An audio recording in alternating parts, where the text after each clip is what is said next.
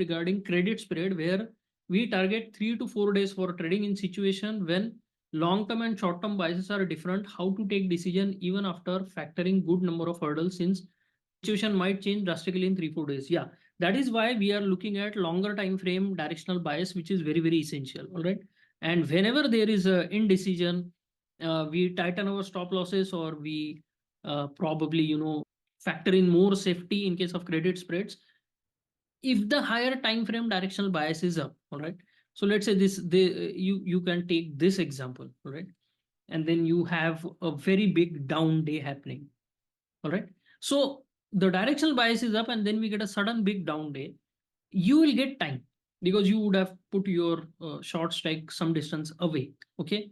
And let's say this narrow range day was Monday and this is Tuesday. So for Nifty, you establish your credit spread on Monday. Suddenly on Tuesday, you get this kind of a big down day. But if you carefully observe the auction, really without any bias, if you carefully observe the auction, you will find that in majority of the cases, two things will always happen. One, you will always have some advance warning of exhaustion, buyers struggling, selling coming in, something or the other is there. Like in this case, we had 3 days of sideways development. What does that tell you? If the previous trend is strong and up, supply is coming in. So some point in time, inventory adjustment break will happen, right? Second thing that will happen is, even if there is a big down day happening, you have safe distance from the current strike price, current market price. So I'm not saying that market cannot go below this short strike. It will in some cases. So, but it will take some time coming to your short strike, and that time can be utilized to move your strikes lower so you can roll down, right?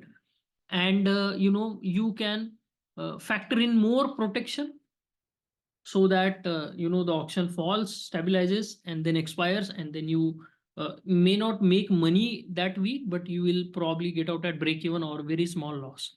All right. So that can be achieved.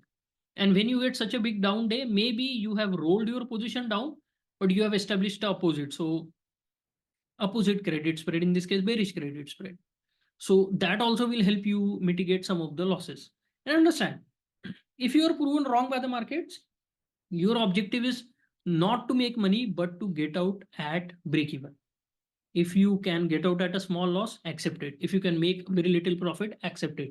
But the objective is to get out of that week's trade, so that now you have a fresh mind and you come back next week and again you apply the principle. So that is how you will manage it, right? That is how you will manage your credit spreads.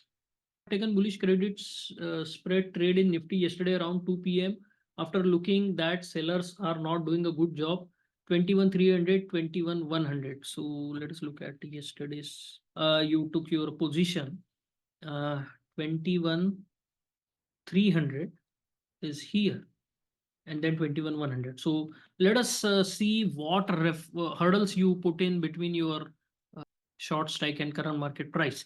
So obviously this HVN was important, and then this HVN was important. So you had two strong HVNs between the short strike and the current market price. And then again, you have a lot of space here. All right. You are above this poor high, but you have this rejection zone also, this A and B period. So let's say market comes lower, this HVN, and it starts challenging this HVN, right? This is 21,500 HVN. As soon as we start challenging this one, you either roll it down, right? Don't establish a bearish credit spread, but you can roll it down and see whether you can make some money on this existing trade, and then you move it down. Then you can get some more profits by selling the second lot. So you can do that. And if it stays above this 21,500, you do not have to touch your credit spread. Let it expire. Today also is the expiry. And also I said that if the C period tail is repaired, which seems like happening right now, we are not going to get a big fall. In fact, we might go higher, right? So if you had one of the potential auction paths which was a little bullish, this might be playing out, right? So plan accordingly.